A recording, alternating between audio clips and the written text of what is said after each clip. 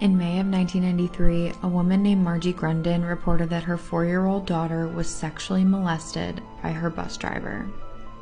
This bus driver was Nancy Smith, a 37-year-old single mother of 4 with multiple jobs.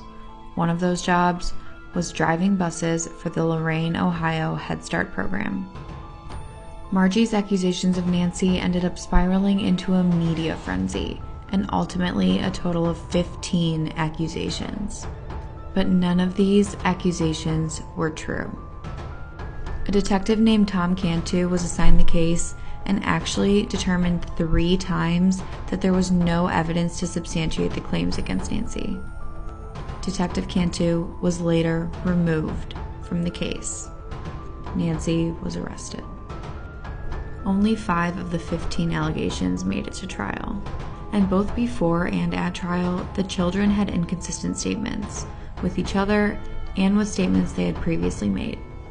And they were very clearly made up, reminiscent of a child's potty talk. It was also clear that all of the parents, specifically Margie Grondin, were coaching their children through the entire process. The police were also getting frustrated with the inconsistencies, and they too started coaching the children to get a story straight.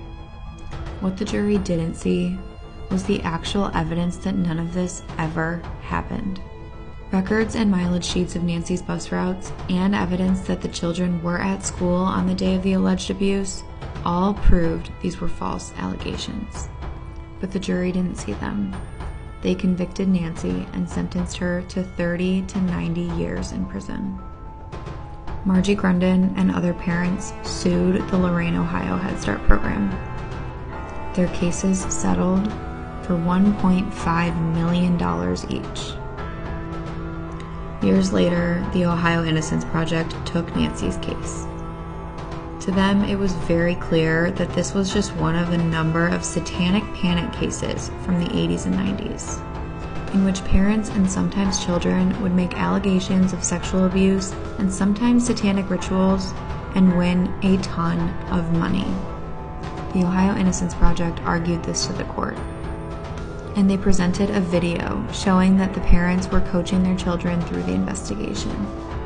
They also finally were able to show the proof that the kids were in school on that day, and that Nancy was doing exactly what she was supposed to be. And finally, the most shocking piece of evidence: Nancy's attorney, Mark Godsey, got a call from Margie Grondin's son, Dino.